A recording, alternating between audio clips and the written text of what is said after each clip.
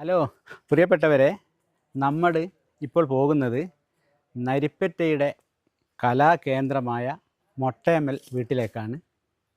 അവിടെ ഒരുപാട് വർഷങ്ങൾക്ക് മുന്നേ നൃത്തമായാലും ഗാനമായാലും നാടകമായാലും എല്ലാവിധ കലാപരിപാടികളുടെയും ഒരു കേന്ദ്രമായ ഒരു വീട്ടിലേക്കാണ് നമ്മളിപ്പം പോകുന്നത്. അത് അവിടെയുള്ള ഈ ഗൃഹസ്ഥന, അതായത് നമ്മുടെ കലാ പരിപാടിയിൽ അല്ലെങ്കിൽ കലാ സൃഷ്ടിയിൽ, നാടകത്തിലും പാട്ടിലും ഒക്കെ വ്യക്തിമുദ്ര പതിപ്പിച്ച മൊട്ടേമൽ നാണു ഏട്ടൻ്റെ വീട്ടിലേക്കാണ് നമ്മളിപ്പം പോകുന്നത്. അപ്പോൾ നമുക്ക് നാണുവേട്ടനെ കണ്ടിട്ട് നമ്മുടെ കാര്യങ്ങളൊക്കെ സംസാരിക്കുകയും അദ്ദേഹത്തിൻ്റെ പരിപാടികളൊന്ന് കാണുകയും ചെയ്യാം. നമ്മൾ പ്രതീക്ഷിച്ച ആളെ കാണാൻ വേണ്ടി വീട്ടിലെത്തി. ഇതാണ് നമ്മളെ കാണാൻ വേണ്ടി ആഗ്രഹിച്ച ആൾ. അദ്ദേഹം നമ്മളോട് കാര്യങ്ങളെല്ലാം പറഞ്ഞു തരും. ഈ നരിപ്പറ്റ എന്ന് പറയുന്നത് കലാപരമായിട്ട് ഒരുപാട് ഉയർന്നു നിൽക്കുന്ന ഒരു പ്രദേശമാണ്. പ്രത്യേകിച്ച് നമ്മുടെ പഞ്ചായത്തിൽ ഈ എല്ലാ തരത്തിലുള്ള കലകളെയും പ്രോത്സാഹിപ്പിക്കുകയും അത് ജനങ്ങളിലേക്ക് എത്തിക്കുകയും ചെയ്യുന്നതിൽ ഒരുപാട് നമ്മൾ പ്രവർത്തിക്കുന്നുണ്ട്. അപ്പോൾ നിങ്ങളൊരു 3 തലമുറ എങ്കിലും പിന്നിട്ട ഒരു കലാകാരൻ എന്ന നിലയ്ക്ക് ഇതിൻ്റെയൊക്കെ പിന്നിൽ, നിങ്ങൾ ഈ ഒരു അവസ്ഥയിലേക്ക് എത്താൻ വേണ്ടി നിങ്ങളെയൊക്കെ പിന്നിൽ പ്രവർത്തിച്ച ഒരു ചേതോവികാരം ഉണ്ടല്ലോ, ആ ഒന്ന് വിശദീകരിക്കാൻ പറ്റുമോ?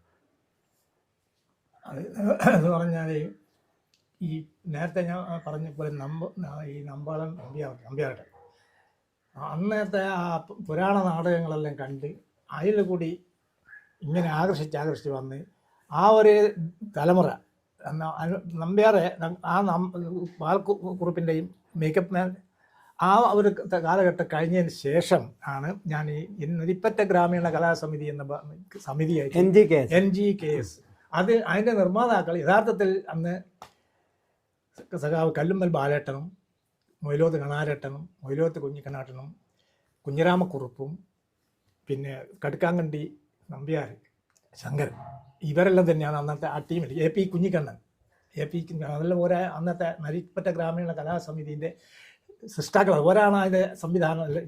അതിൽ ഞാൻ ആകർഷിച്ച് അക്കൂട്ടത്തിൽ ഈ നരിപ്പറ്റ ഗ്രാമീണ കലാസമിതിയായിട്ട് എപ്പോഴും അങ്ങോട്ട് പോകുമ്പോൾ ഇങ്ങോട്ട് പോകുമ്പോൾ അതിൻ്റെ ഓഫീസിൽ കയറിയിരിക്കും.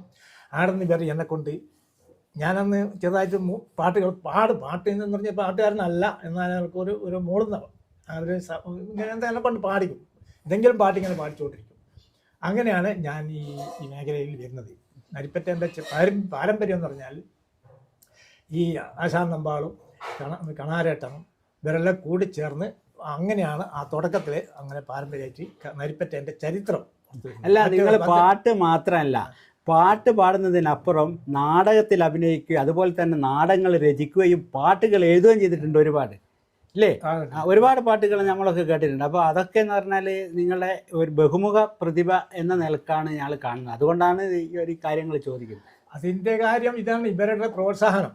ഈ പറഞ്ഞ എൻ്റെ പിന്നിൽ ഉണ്ടായിരുന്ന എൻ്റെ മുൻപും തലമുറ ഇവരെ പ്രോത്സാഹനമാണ് എനിക്ക് ഈ നല്ലൊരു സംവിധാനം ഉണ്ടാക്കി തന്നത്. പാട്ട് പാടാനാലും ശരി, പിന്നെ നാടകം എഴുതുവാനാലും ശരി, നാടകരംഗത്ത് അഭിനയിക്കാനും ശരി. ഞാനൊരു ഒരുപാട് 40-45 നാടകങ്ങളിൽ സ്റ്റേജിൽ ഞാൻ അഭിനയിച്ചിട്ടുണ്ട്. അഭിനയിക്കുകയും ചെയ്യും. ചിലപ്പോൾ അത് നമ്മൾ എഴുതുന്ന നാടകം അത് സംവിധാനം ചെയ്യുകയും അതിലുള്ള പാട്ടുകൾ ചിലപ്പോൾ 4-5 പാട്ടുകളും അതെല്ലാം അന്ന് വേറെ ആരും മൂക്കില്ല രാജ്യത്ത് മുറിമുഖൻ രാജാവ് എന്ന് പറഞ്ഞ പോലെ വേറെ ആരും ഇല്ലാത്ത അവസരത്തിൽ ഞാനത് അതൊന്നല്ല നിങ്ങളെ കഴിവ് തന്നെ, അതിലെ വ്യക്തമാണ് നിങ്ങളെ കഴിവ്. നരിപ്പറ്റയുടെ കലാ കേന്ദ്രം എന്ന് പറയാൻ തന്നെ ഈ മൊട്ടേമൽ വീട് ആവാൻ തന്നെ അതിൻ്റെ കാരണം അതാണ്. നിങ്ങളെ കഴിവല്ല, നിങ്ങൾക്ക് ഒരുപാട് കഴിവുണ്ട്. ആ കഴിവ് ഇപ്പോഴും തുടർന്ന്. എൻ്റെ കുടുംബ പശ്ചാത്തലം അത് തന്നെയാണ്. എല്ലാവരും പാട്ടും ഇങ്ങനെ പാടിക്കൊണ്ടിരിക്കും. അച്ഛൻ നന്നായിട്ട് പാടുക. ഞാൻ ചെറുപ്പത്തിൽ എനിക്ക് അച്ഛൻ്റെ പാട്ടുകൾ പാടും, ഏട്ടൻ പാടും. പിന്നെ എൻ്റെ മക്കളിപ്പം പിന്നെ മരുമക്കളും മക്കളെല്ലാം ഇപ്പം പാടുന്നുണ്ടല്ലോ. അപ്പോൾ ഒരു ഒരു കുടുംബം ആയിപ്പോയി. അത് അറിഞ്ഞുകൊണ്ടല്ല, സ്വാഭാവികമായിട്ടുണ്ടാകുന്ന ചില സ്ഥിതിഗതികൾ. ഇപ്പോൾ അതിൻ്റെ ആ രീതിയിലാണ് ഇപ്പോൾ നിലനിൽക്കുന്നത്.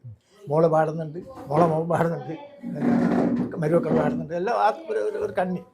അപ്പോൾ അന്നെല്ലാം ഇതിനുള്ള പ്രോത്സാഹനം അന്ന് എന്ന് പറഞ്ഞാൽ ഈ നരിപ്പറ്റ ഗ്രാമീണ കലാസമിതിയും അതിൻ്റെ പിന്നിൽ പ്രവർത്തിച്ച കണാരേട്ടനും ബാലേട്ടനും ഇങ്ങനെയുള്ള ആൾക്കാരാണ്.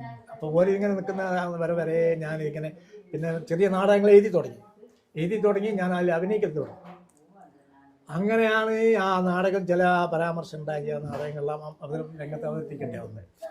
അതിനുശേഷം ഞാൻ പിന്നെ ആ രീതിയിലുള്ളതൊന്നല്ല, ഞാൻ പിന്നെ ഈ നാട്ടുമ്പുറത്തുള്ള അനാചാരങ്ങൾ ഇല്ലേ, അതെ അതെ അതെ മദ്യപാനം, പിന്നെ അന്ധവിശ്വാസം, അന്ധവിശ്വാസം ഇതിനെതിരായിട്ട് നാടകം രചിച്ചു തുടങ്ങി. അത് പിന്നെ അടിമകളി, പ്രതികാരം, നേർച്ച, പിന്നെ അങ്ങനെയുണ്ടല്ലോ. ഇതിങ്ങനെ ഓരോന്നും നമുക്ക് ഓർമ്മ പെട്ടെന്ന് ഓർമ്മയില്ല. അങ്ങനെ ഈ നാടകം 6-7ഓളം നാടകങ്ങൾ ഞാൻ എഴുതി ആ രംഗത്ത് അവതരിപ്പിക്കുന്നുണ്ട്. എല്ലാ സ്ഥലത്തും ആ നാടകത്തിന് നല്ല അത് പ്രോത്സാഹനം. ജനങ്ങൾ മൊത്തം ഹൃദയത്തിലേറ്റിയതാണ്. അന്ന് നമ്മൾ ഈ നാടകം എന്നൊക്കെ പറയുന്നത് ജനങ്ങൾ അതുണ്ടെങ്കിൽ ചൂട്ടും കൊണ്ട് പോയി കാണുന്ന ഒരു കാലം ആയിരുന്നു. ഏതായാലും ഈ വീട്ടിലാണല്ലോ നമ്മളതിന്റെ റിഹേഴ്സൽ നടത്തുന്നത്. നാട്ടിൽ ചുറ്റുപാടിലെ ആൾക്കാരെല്ലാം ഈ റിഹേഴ്സലിന്റെ അവസരത്തിൽ എല്ലാവരും വന്ന് സന്ധ്യാകുമ്പോഴത്തേക്ക് ഇവിടെ വന്നിരിക്കും. നമ്മൾ അങ്ങനെ ഒരു കുടുംബമായി, ഒരു കലാകുടുംബമായി ആൾക്കാരെ പ്രോത്സാഹനം, എനിക്ക് ചുറ്റുപാടിലെ ആൾക്കാരെ, നമ്മളെ ആൾക്കാരെല്ലാം കൂടുതൽ പ്രോത്സാഹനം കൊണ്ടാണ് നമ്മൾ ഈ കലാകുടുംബം എന്ന രീതിയിൽ വന്നത്.